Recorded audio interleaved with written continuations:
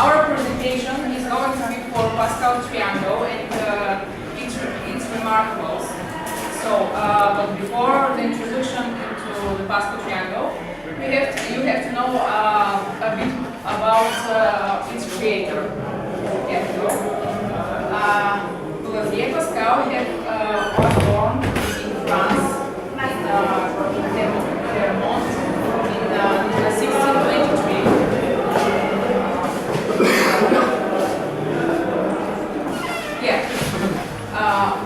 I may start now. Pascal was born in 1623 in Clermont. It's here, it's written. I can read French. And when he was little, he met with many obstacles. For example, his mother died when he was 3. He had few friends, and he was always ill. But luckily, his family recognized him and thought he was a genius. At the age of 12, he worked on prostitutions of human egg, and after that, he created a calculating machine. He measured the pressure, the atmosphere pressure, and he contributed to many spheres as philosophy, mathematics, and I think also religion. And now we are going to show you some marks of the typical triangle which appears in the nature. Okay, next. The first mark is, this is the triangle first. You can see, this is the line 0. This is the first line, and every number is the sum of the previous one upside.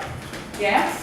And the first mark is that you can find all the natural numbers here in this line.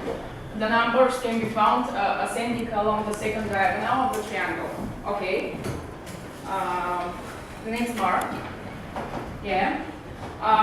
If you may know the triangle numbers, it's 1, 3, 6, 10, and so on. They are formed as this is every triangle number is can be found as dots. You know, 1, 2, 3, and after that you just put 4 and 5 and so on and so on. Yeah, maybe next one. Now I'm going to talk about the second mark in the Pascal's triangle. It is about the third diagonal of this triangle, and it shows that the triangle numbers are all the numbers that can be found in this diagonal, and they can be found with a special formula. And this is the formula. It's n by n plus 1, and it's divided by 2. And as you can see, these are the triangle numbers. It's 1, 3, 6, 10, 15, and so on.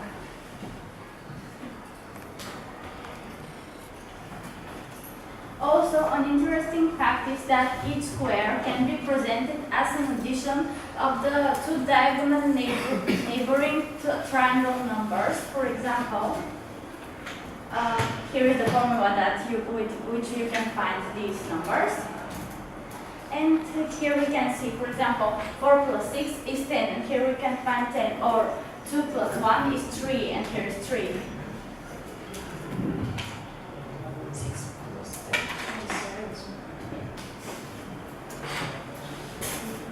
And then we go on to the next mark. It's mark number 3, and it's about the square numbers.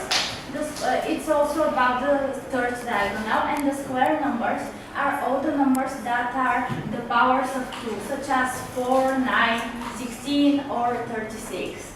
And these numbers can be found as the sum of each two numbers on the third diagonal of Pascal's triangle. We can't find an example here, but these are the square numbers. And then the fourth mark of Pascal's triangle is the hexagonal numbers. This is every number that is along the third diagonal, and they have a special formula that they can be found with, and this is the formula.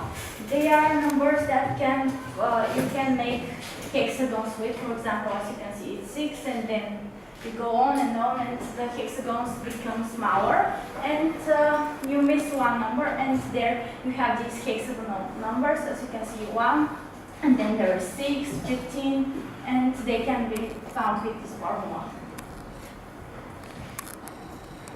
Alright, we are moving to mark number 4, and it's about Fibonacci numbers.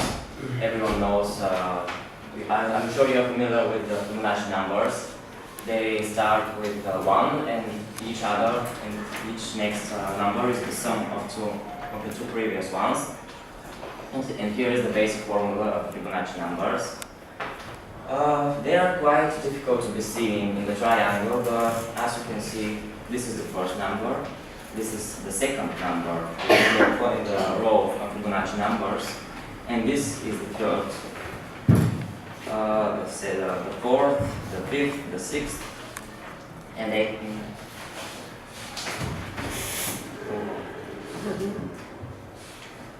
Find the standard form. This is a task. This is a task for you, and maybe you haven't minded that the coefficients we write in the standard form of these polynomials are in fact the numbers in Pascal's triangles, and they are called binomial coefficients.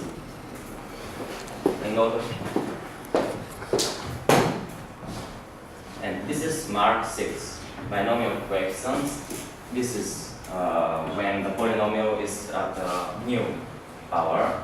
This is when the polynomial is at the first power, and the second power, the third power, and the fourth power. And this is the coefficient we write in front of the additives of the sum. They are like 1, 1, 1, 1, 2, 1, 1, 3, 3, 1. So we have prepared such a task for you in the papers we have given away previously. And everyone of you has a calculator, but if you want to calculate the powers of 11, Pascal's triangles may be of use. So first, there are two methods of calculating the powers of 11. They are using the previous mark 6 by dividing in standard form number 11 to like the sum of 1 plus 10, and using the mark 6 you can see how easily it's presented without even a calculator.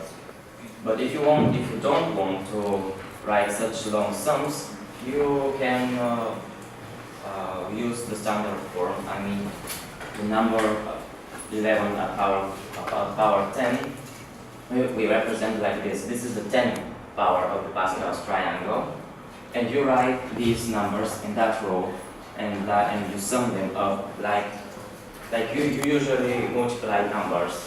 So in the end, this is the outcome of the number, and this is 9 to 10th power in Pascal's triangle.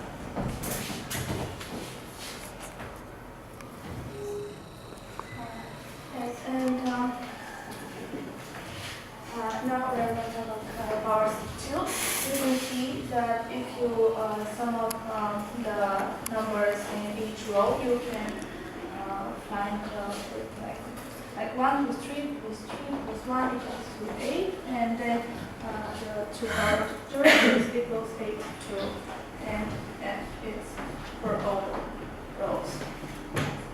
The powers of the 2 are actually the rows in the Pascal triangle. Okay, the n power of 2 in Pascal's triangle is the sum of numbers along the n rows.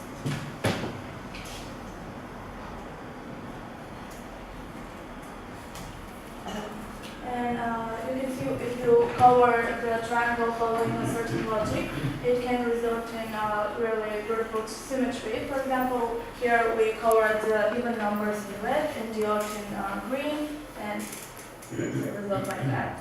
And if you can play with it in like different shapes. So thank you for the attention. You can now try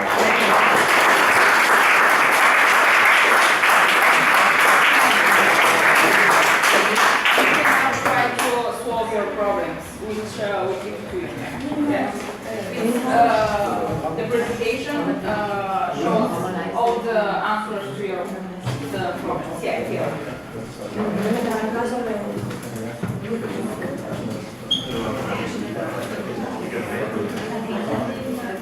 Thank you.